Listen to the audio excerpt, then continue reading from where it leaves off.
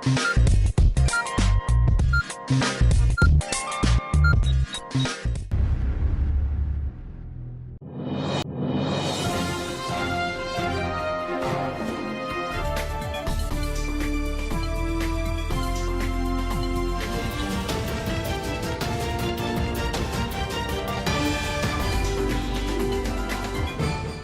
मी अगस्त्य पुन्हा एकदा तुम्हा सर्वांचं एडीएन बातमीपत्रात मनपूर्वक स्वागत करतोय।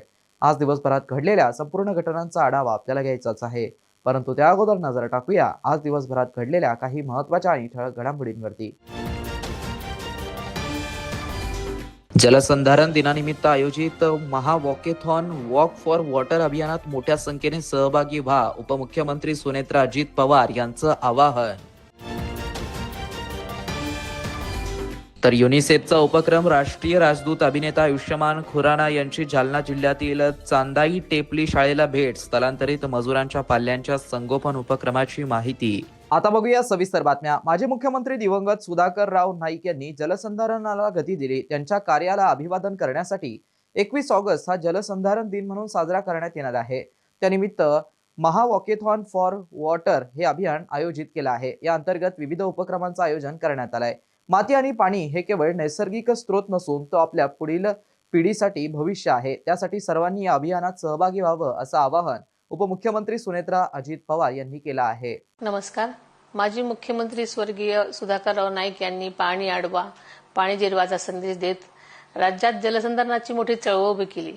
त्यांच्या या कार्याला अभिवादन करण्यासाठी 21 ऑगस्ट हा दिवस आपण जलसंधारण दिन म्हणून साजरा करत आहोत। या निमित्तानं राज्यामध्ये 15 ते 21 ऑगस्ट दरम्यान जलसंधारण सप्ताह आणि 15 ऑगस्ट 2026 ते 26 जानेवारी 2027 या काळामध्ये व्यापक जलसंधारण अभियान राबवलं जाणार आहे। या अभियानांच्या अंतर्गत शाळा आणि महाविद्यालयामध्ये विशेष जनजागृती उपक्रम घेतले जातील। 21 ऑगस्ट रोजी प्रत्येक जिल्ह्यात 3 किलोमीटरची महा वॉकेथॉन वॉक फॉर वॉटर आयोजित केलेली आहे।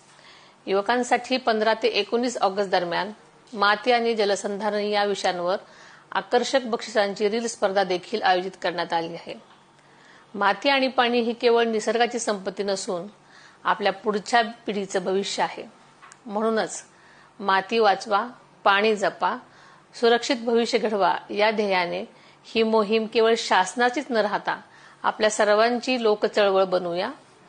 सर्व नागरिक, महिला, युवक आणि विद्यार्थ्यांनी वॉकेथॉन आणि रील स्पर्धेमध्ये मोठ्या संख्येने सहभागी व्हावं असं मी आवाहन करते। धन्यवाद। जय हिंद, जय महाराष्ट्र। आपल्या सभोवताली असलेल्या कोणत्याही बालकाचं बालपण जपणं ही समाजाची सामूहिक जबाबदारी आहे। त्यासाठी समाजानं योगदान द्यावं। जालना जिल्ह्यात युनिसेफच्या उपक्रमाचा भाग म्हणून स्थलांतरित मजुरांच्या मुलांची जबाबदारी गावकरी नातेवाईकांनी घेतली आहे।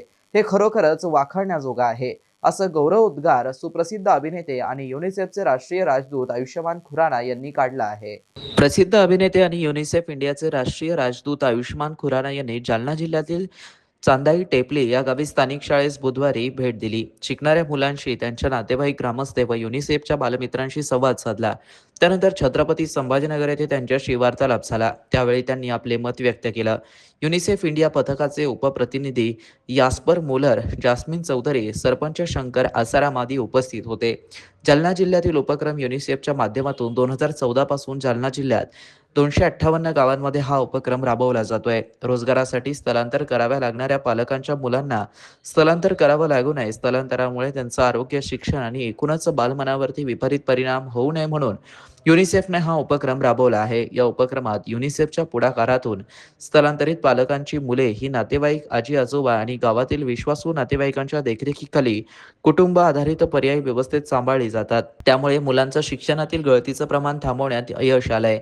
त्यांचं आरोग्य चांगलं राखण्यातही यश आलंय। या कामात युनिसेफ मार्फत प्रशिक्षित स्वयंसेवक अर्थात बालमित्र गावात राहून मदत करतात। मुलांचा खेळ, अभ्यास, आहार, मानसिक आरोग्याची काळजी घेतात। त्यांना विविध उपक्रमात सहभागी करून घेतात। 5800 मुलांचं स्थलांतर थांबवण्यात यांना यश आलंय। युनिसेफच्या उपक्रमामुळे जालना जिल्ह्यात स्थलांतरानंतर कुटुंब आधारित पर्यायी व्यवस्थेत राहणाऱ्या मुलांचं प्रमाण सातत्याने वाढून 60.23% पोहोचलंय। 2026 मध्ये जालना जिल्ह्यात 6 तालुक्यांमध्ये 649 युवा स्वयंसेवक कार्यरत आहे। जिल्हाधिकारी आणि महाराष्ट्र शासनाच्या महिला व बालविकास विभागाच्या राज्य स्थलांतर समितीच्या नेतृत्वाखाली हा कार्यक्रम आणखीन 118 गावांमध्ये विस्तारित करण्यात आलाय. 2024-25 मध्ये पालक हंगामी कामासाठी स्थलांतरित झाल्यावर 5,800हून अधिक मुले-मुली आजी आजोबा किंवा नातेवाईकांकडे राहिली. आजी आजोबा, इतर नातेवाईक तसेच गावातील विश्वासू रहिवाशांनी सामुदायिकरित्या त्यांची काळजी घेतली. या सहभागामुळे शालेय अनुपस्थिती आणि गळती कमी होण्यास, पोषण व आरोग्य सेवांचा अखंड लाभ मिळण्यास, स्थानिक अधिक सुरक्षित व मानसिक सामाजिक वातावरण निर्माण होण्यास, तसेच बालमजुरी, बालविवाह आणि किशोरवयीन गर्भधारणा रोखण्यास मदत झाली आहे. खुराना यांनी म्हणालेत की हंगामी आर्थिक अडचणींमुळे होणारं स्थलांतर हा स्वयंखुशीने निवडलेला पर्याय नसून अनेक कुटुंबासाठी ते कठोर वास्तव आहे. कोणत्याही मुलाला त्याच्या आवाक्यात नसलेल्या परिस्थितीमुळे आपलं बालपण गमवावं लागू नये. युनिसेफचा कार्यक्रम केवळ सुरक्षित घर पुरवत नाही, तर नातेसंबंधही जपतो, मुलांमध्ये आत्मविश्वास निर्माण करतो आणि मुलांना उज्ज्वल भविष्याची आशा देतो. खुराना पुढे देखील म्हणालेत की युनिसेफने प्रशिक्षित केलेले बालमित्र हे मुलांचे हक्क, सुरक्षितता आणि शिक्षणात मदत करतात, तसेच बालमजुरी आणि बालविवाह रोखण्यासाठी मदत करतात. त्यामुळे प्रत्येक मुलाला शिकण्याची आणि यशस्वी होण्याची संधी मिळते. भारतात मुलांच्या संरक्षणासाठी बाल न्याय सारखं मजबूत कायदे आहेत. बालकांसाठीचे हे संरक्षणात्मक उपाय हंगामी स्थलांतर करणाऱ्या कुटुंबासह प्रत्येक मूल आणि इतर कुटुंबापर्यंत प्रत्यक्षात पोहोचतील, यासाठी साऱ्यांनी आपलं योगदान देणं आवश्यक आहे. गाव पातळीवर हा कार्यक्रम मुलांना कसा आधार देतो हे जाणून घेण्यासाठी खुराना यांनी किशोरवयीन मुले-मुली आणि काही कुटुंबियांची भेट घेतली. ते पुढे म्हणालेत की प्रत्येक मुलाला सुरक्षित, प्रेमळ आणि पोषक कौटुंबिक वातावरण वाढण्याचा हक्क आहे. सरकार मुलांच्या संरक्षणासाठी कायदे आणि योजना तयार करतच आहे. खुराना आणि मोलर यांनी जालना जिल्हाधिकाऱ्यांची भेट घेतली आणि मुले व कुटुंबावरती या कार्यक्रमाचा होणारा परिणाम याबद्दल कौतुक केला. त्यानंतर त्यांनी माध्यमांसोबत बोलताना अधिक माहिती दिली आहे. एज ए यूनिसेफ एम्बेसडर मेरा पहला फील्ड विजिट था और जालना जो डिस्ट्रिक्ट है महाराष्ट्र में पहली बार एक फील्ड विजिट पे आया हूँ एंड रूरल विजिट सबसे पहले हुई है. उसमें काफ़ी कुछ जानने को मिला, स्पेशली ग्रास रूट लेवल पर लोगों से बात करने को मिला, सीजनल माइग्रेशन के बारे में जानने को मिला, जिससे पता चला कि चिल्ड्रन काफ़ी अफेक्ट होते हैं सीजनल माइग्रेशन से, चाहे उनका मेंटल स्टेट हो, फिजिकल स्टेट हो. स्पेशली 0 to 6 ईयर्स वो अपने माँ बाप के साथ होते हैं, लेकिन उनकी एजुकेशन इफेक्ट करती है, काफ़ी चीज़ें इफेक्ट होती हैं, नेगेटिव इम्पैक्ट पड़ता है क्वालिटी ऑफ लाइफ में, अपॉर्चुनिटीज़ में फ़र्क पड़ता है. सो आई थिंक इट वाज quite an eye opener for me.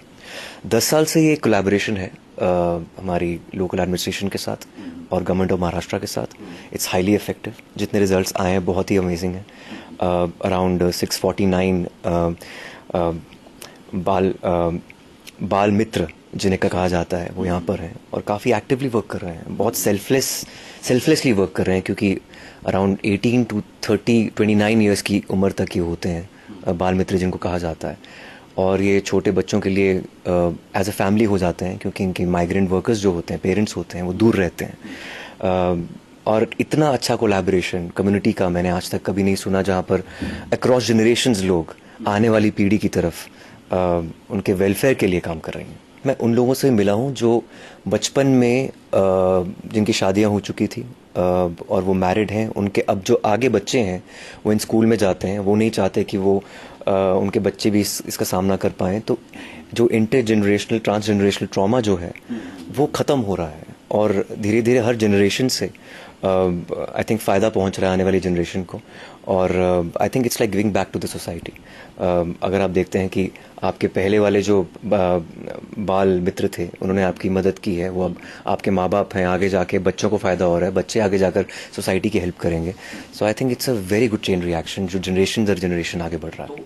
हमारे रूरल जो अफेक्टेड चिल्ड्रन हैं, जहाँ पर उनके पेरेंट्स को सीजनल माइग्रेशन का ट्रॉमा अफेक्ट करना पड़ता है, क्योंकि 0 से 6 ईयर्स तक तो बच्चों को साथ रखना ज़रूरी हो जाता है उनके लिए. तो यूनिसेफ का ये कदम है कि कैसे हम उनको मेंटली और फिजिकली स्ट्रॉन्ग बना सकें. ऑफ कोर्स 0 to 6 ईयर्स एक सफ़र करते हैं, कुपोषण उनको होता है, लेकिन आफ्टर दैट चाहे उनके पेरेंट्स बाहर वर्क कर रहे हैं एज ए लेबर्स, एक कम्युनिटी सपोर्ट सिस्टम बन जाता है, चाहे वो आंगनवाड़ी वर्कर्स हैं या बाल मित्र मित्रिन हैं, उनके थ्रू लोकल एडमिनिस्ट्रेशन है, और उनके थ्रू एक अच्छा सेफ्टी नेट बन जाता है चिल्ड्रन के अराउंड. और उनको ऑफ कोर्स उनकी एजुकेशन इफेक्ट हो रही है इन अ पॉजिटिव वे. सबसे बड़ी बात है कि मेंटली काफ़ी स्ट्रांग बन रहे हैं वो बच्चे. My message to society will be just to be more careful with climate, क्योंकि इस सीजनल माइग्रेशन होने का बड़ा रीज़न ये भी होता है कि अपॉर्चुनिटीज़ जॉब की बहुत कम जगह पे होती है, इसलिए आपको दूर दराज के क्षेत्रों में जाना पड़ता है. अगर आपका यहाँ पर ग्राउंड वाटर डिप्लीशन ना हो, आपको कहीं और जाने की ज़रूरत ना पड़े, तो I think we have to be little more conscious with the climate. Chhatrapati Sambhajinagar महापालिकेतील विविध महत्त्वाच्या विकास कामे व प्रकल्पांच्या प्रगतीबाबत महापौर समीर राजूरकर यांच्या अध्यक्षतेखाली गुरुवारी आढावा बैठक घेण्यात आली. सर्व प्रकल्पांची कामे निर्धारित वेळेत आणि गतीने पूर्ण करण्यासाठी संबंधित विभागांनी परस्पर समन्वय ठेवून कार्यवाही करावी, तसेच प्रलंबित बाबींचा नियमित पाठपुरावा करावा, अशा सूचना बैठकीत देण्यात आल्या आहेत. बैठकीत स्थायी समिती सभापती अनिल मकरिये, सभागृह नेते गोविंद केंद्रे, महापालिका आयुक्त अमोल येडगे, अतिरिक्त आयुक्त रणजित पाटील, अतिरिक्त आयुक्त कल्पिता पिंपळे, मुख्य लेखा व वित्त अधिकारी संतोष वाहुळे, शहर अभियंता संजय कोंबळे यांच्यासह सर्व उपायुक्त व कार्यकारी अभियंते उपस्थित होते. बैठकीत महापौर समीर राजूरकर यांनी छत्रपती शिवाजी महाराज पुराणवस्तू संग्रहालय नवीनीकरण प्रस्तावाबाबत माहिती घेतली. यावेळी संबंधित अधिकाऱ्यांनी पुराणवस्तू संग्रहालय विकासासाठी प्रस्ताव सादर करण्यात असल्याचं, तसेच या विकासाच्या कामासाठी जिल्हा नियोजन समितीकडून 11 कोटी रुपयांच्या निधीची मागणी केली आहे. सदरील प्रस्ताव महाराष्ट्र शासनाच्या सांस्कृतिक कार्य विभागाकडे पाठवणं योग्य ठरेल, असं महापौरांनी निर्देशित केला. वेदांत नगर आणि वसंत भवन येथील विविध विकास प्रकल्पांचाही यावेळी आढावा घेण्यात आला. वसंत भवनचं भोगवटा प्रमाणपत्र व संबंधित कागदपत्रे उपलब्ध करून देण्यात असल्याची माहिती अधिकाऱ्यांनी दिली आहे. याबाबत आयुक्त अमोल येडगे यांनी पुढील आठवड्यात स्वतंत्र बैठक घेण्याचे निर्देश देत वसंत भवन लवकरात लवकर कार्यान्वित करण्याच्या दृष्टीने आवश्यक कार्यवाही करण्याचे निर्देश दिले. कांचनवाडी येथील सुरू करण्यात आलेल्या श्वान दफनभूमीच्या कामासह कांचनवाडी व चिकलठाणा येथील वॉकिंग वुमन हॉस्टेलच्या कामांचाही आढावा घेण्यात आला. कांचनवाडी येथील हॉटेलचे काम फेब्रुवारी 2027 मध्ये, तर चिकलठाणा येथील हॉस्टेलचं काम जानेवारी 2027 मध्ये पूर्ण होईल, अशी माहिती देण्यात आली आहे. या दोन्ही प्रकल्पांबाबत दर आठवड्याला पाठपुरावा करून आवश्यक कार्यवाही करण्याचे निर्देश महापौरांनी दिले आहेत. याशिवाय दिव्यांग भवन, डॉक्टर बाबासाहेब आंबेडकर पुराणवस्तू संग्रहालय, प्रधानमंत्री आवास योजना, प्रस्तावित 5 नवीन अग्निशमन केंद्र, रोशनी प्रकल्प, यनाट रुग्णालय, Meltron hospital, Jadhavwadi bus depot, C&D waste unit, आम्हाला खेळू द्या उपक्रम, गरवारे स्टेडियम येथील साऊथ पेव्हिलियनचं काम, श्रम साफल्य योजना तसेच अन्य महत्त्वाच्या विकास प्रकल्पांचा सविस्तर आढावा घेण्यात आला. सर्व प्रकल्पांची कामे निर्धारित वेळेत आणि गतीने पूर्ण करण्यासाठी संबंधित विभागांनी परस्पर समन्वय ठेवून कार्यवाही करावी, तसेच प्रलंबित बाबींचा नियमित पाठपुरावा करावा, अशा सूचना बैठकीत देण्यात आल्या आहेत. शहरातील सार्वजनिक वाहतूक व्यवस्थेला पर्यावरणपूर्वक आणि आधुनिक स्वरूप देण्यासाठी गेल्या 4 वर्षांपासून प्रतीक्षेत असलेल्या ई-बस प्रकल्पाला अखेर गती मिळाली आहे. ऑलेक्ट्रा कंपनीकडून महापालिकेला आतापर्यंत 10 ई-बस उपलब्ध झाल्या असून उर्वरित 24 बस येत्या 2 आठवड्यात मिळणार आहे.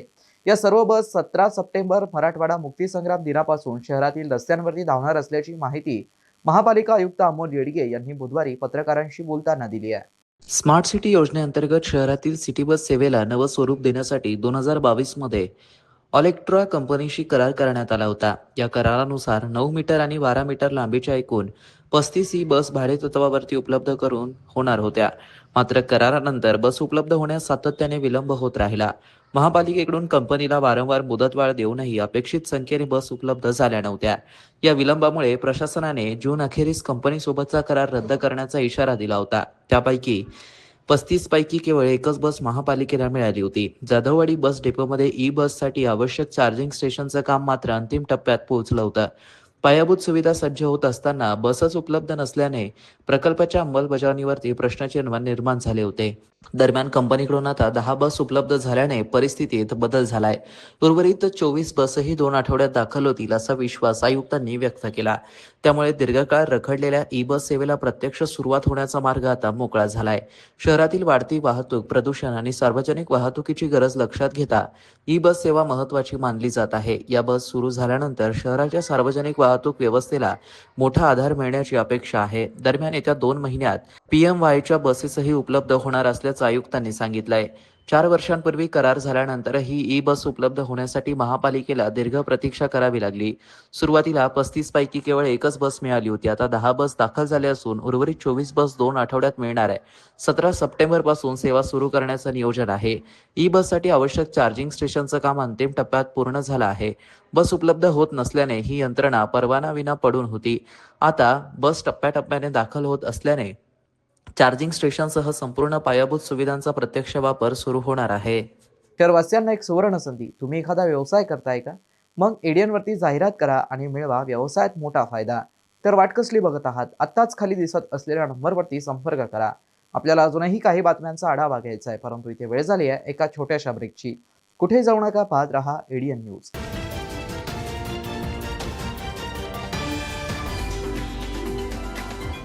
सायबर पोलीस ठाणे पोलीस आयुक्तालय छत्रपती संभाजीनगर सर्व जनतेस आवाहन करण्यात येते. आजच्या डिजिटल युगात इंटरनेट आपल्या आयुष्याचा अविभाज्य भाग बनलाय. पण जितकं इंटरनेट उपयुक्त आहे तितकंच ते धोकादायकही ठरू शकतं. म्हणूनच सायबर जागरूकता अत्यंत महत्वाची आहे. कोणत्याही अनोळखी व्यक्तीला आपला OTP, ATM पिन, CVV किंवा बँक खात्याची माहिती कधीही सांगू नका.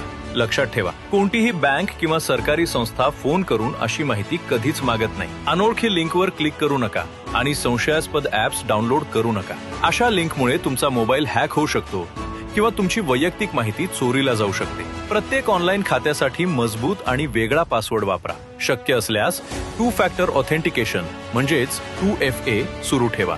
यामुळे तुमच्या खात्याला अतिरिक्त सुरक्षा मिळते. ऑनलाईन खरेदी किंवा पैसे पाठवताना फक्त विश्वासार्ह वेबसाईट आणि अधिकृत ऍप्स वापरा. व्यवहार करण्यापूर्वी वेबसाईटचा पत्ता आणि पेमेंटची माहिती नीट तपासा. जर तुमच्यासोबत ऑनलाईन फसवणूक झाली असेल तर वेळ न दवडता राष्ट्रीय सायबर हेल्पलाईन 1930 वर तक्रार करा किंवा अधिकृत सायबर क्राईम पोर्टलवर तक्रार नोंदवा. लक्षात ठेवा, सायबर गुन्हेगार एका चुकीची वाट पाहत असतात, पण तुमची एक छोटी काळजी तुम्हाला मोठ्या आर्थिक आणि वैयक्तिक नुकसानीपासून वाचवू शकते. सुरक्षित रहा, सतर्क रहा आणि सायबर जागरूक नागरिक बना. धन्यवाद. हॅलो, आपण कंबोडियामध्ये कॉल सेंटर जॉबसाठी सिलेक्ट झाला आहात आणि जॉईनिंग पुढच्या आठवड्यात. इतक्या लवकर? तर विजा पण? अरे, टुरिस्ट विजावर जाऊन ट्रेनिंग सुरू करा. वर्क विजा मिळेलच तिथे. ट्रेनिंग मध्ये तौबा वाला डान्स शिकवणार. डान्स? कंबोडिया गेल्याबरोबर माझा पासपोर्ट डिस्काउंट घ्याल, गुलामी करून घ्याल, सायबर अपराध करून घ्याल, तर मी तर तौबाच करीन ना. मी नाही फसणार. कित्येक नकली एजंट विदेशी नोकरीचे आमिष दाखवून आपल्याला फसवतात. म्हणून नेहमी विदेश मंत्रालयाद्वारे व्हेरीफाय एजन्सीज निवडा आणि सगळे डॉक्युमेंट चांगल्या प्रकारे चेक करा. अशा फसव्या कॉलची तक्रार इथे करा. थांबा, विचार करा आणि ऍक्शन घ्या. 5 लाखाचे लोन पेपरवर्क शिवाय. कोड स्कॅन करा. भावाला लोन मिळेल. माझा भाऊ बिझनेस करेल पेपर वर्क शिवाय. आपण कोण? इझी लोन स्कॅमचा मास्टर माइंड. बँकेच्या चक्कर मध्ये तुम्हाला पडायचे नाही. सिबिल तुम्हाला माहित नाही, म्हणून इझी लोनचे आमिष देईल आणि मग डॉक्युमेंटेशन फीजच्या नावावर तुमच्याकडून घेईन पूर्ण 50,000. आणि माझं लोनसाठी आपल्या जवळच्या बँक शाखेत जा, अर्ज लावा आणि आम्हाला विसरून जा. माझ्या भावा, स्कॅमर सांगून नाहीयेत. इझी लोनचे प्रॉमिस करून सगळं काही लुटून घेऊन जातात. सायबर क्राईम पासून वाचायचं असेल तर थांबा, विचार करा आणि ऍक्शन घ्या. हॅलो, नमस्कार आमदार साहेब. मी पैसे वाढवा इन्व्हेस्टमेंट बँक मधून बोलतोय. आम्ही तुमचे पैसे 10 पटीने वाढवू शकतो. आम्ही तुम्हाला ग्रुपमध्ये ऍड केलंय आणि प्रूफ पण पाठवलंय. चेक करा. अय, खूपच कमाल आहे. माझेही पैसे वाढवा. सर, ग्रुपमध्ये जे सांगतात ना ते करत जा तुम्ही. अच्छा, हा असं आहे तर मग. काळजी करू नका. ज्या नंबरवरून तुम्ही फोन केलाय ना त्या नंबरला ट्रेस करतील पोलीस 2 मिनिटात आणि पकडून तुम्हाला आत करतील. अरे सर, हे काय केलं? तुमच्यासारख्या सुशिक्षित माणसाला ही लोक एका अनोळखी बनावट इन्व्हेस्टमेंट ग्रुपचा मेंबर बनवून तुम्हाला फसवतात. आम्हाला फसवतात? हो, तुम्ही पण कोणताही अनोळखी इन्व्हेस्टमेंट ग्रुप जॉईन बिलकुल करू नका. आणि तुम्हाला स्टॉक मार्केटमध्ये इन्व्हेस्ट करायचं असेल तर फक्त सेबी अप्रूव्ड ऍप्सद्वारे. सायबर क्रिमिनल्स वापरून तुमच्या पैशांची हाव आणि घालतात तुमच्यावरच घाव. ही घटना घडल्यास त्वरित कॉल करा 1930 किंवा तुमची कंप्लेंट जी स्क्रीनवर वेबसाईट आहे www.cybercrime.gov.in वर तुम्ही नोंदवू शकता.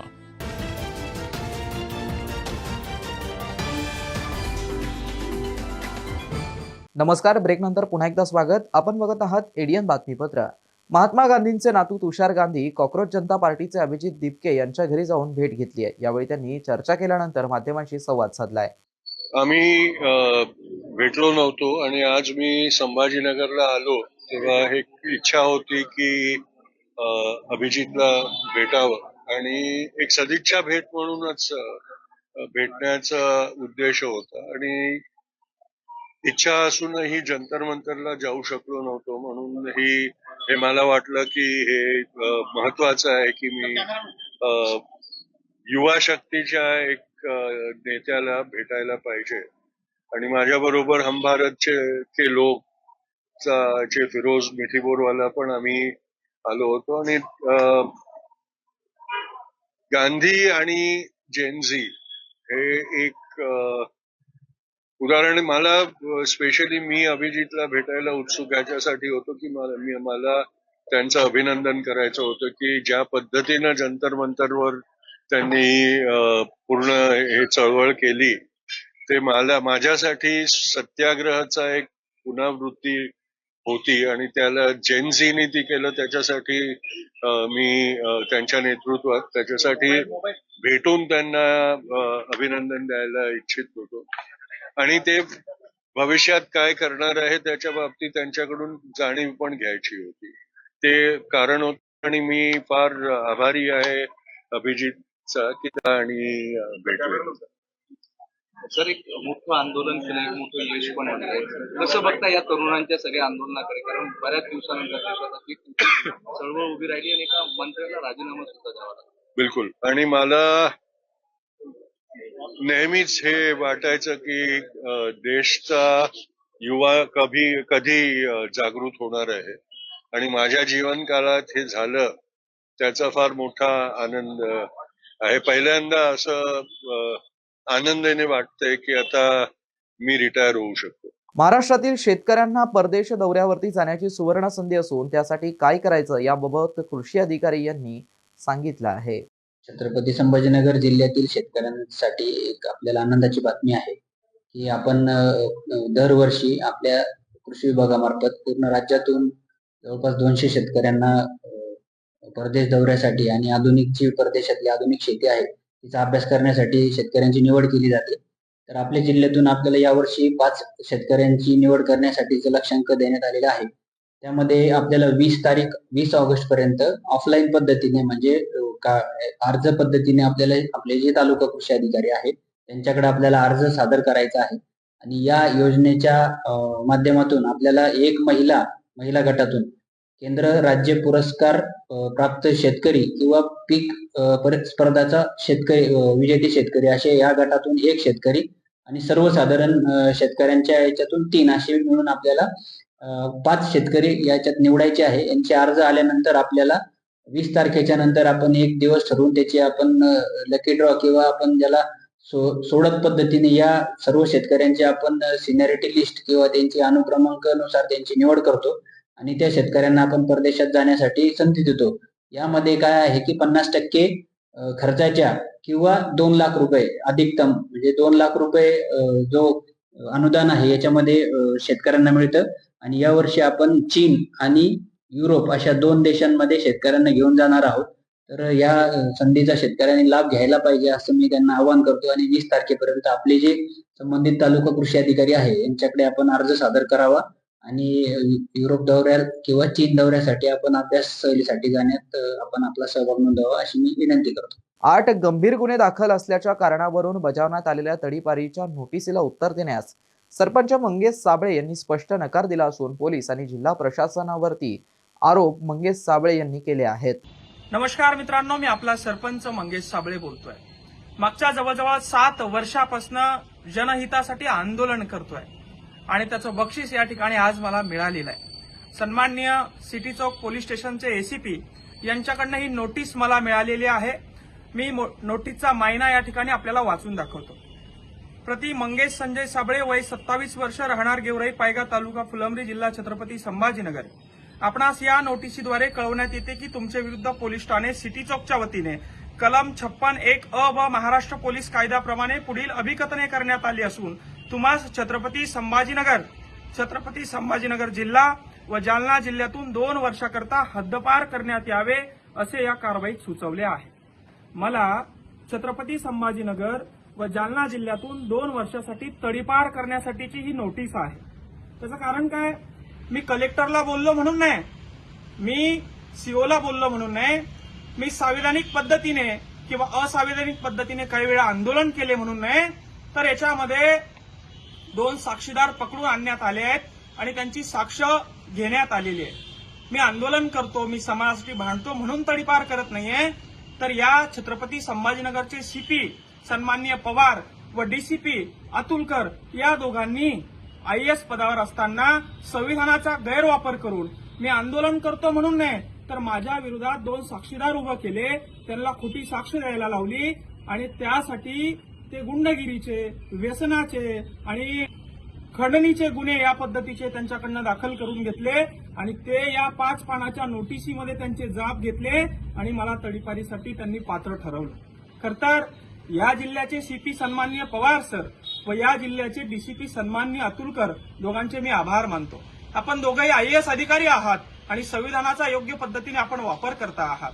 आपल्याला एखादा मुलगा आवाज उचलतोय तर त्या पाठीमागचं कारण शोधण्याऐवजी त्या मुलाचा आवाज कसा दाबायचा, सामान्यासाठी लढणाऱ्याचा आवाज जर का तुम्ही दाबणार असाल तर उद्या सामान्यावरही अशी कारवाई तुम्ही करणार नाही याची काय गॅरंटी आहे. खऱ्या अर्थानं शहरामध्ये मर्डर होत असताना, अवैध धंदे सुरू असताना शहरामध्ये अन्यायाविरुद्ध आवाज उचलणाऱ्या लेकरांवर, अन्यायाविरुद्ध आवाज उचलणाऱ्या तरुणावर अशा पद्धतीने तडीपारीची कारवाई करण्यात येते. माती हा सजीव सृष्टीचा महत्त्वाचा भाग असून ती तयार होण्यासाठी हजारो वर्ष लागतात.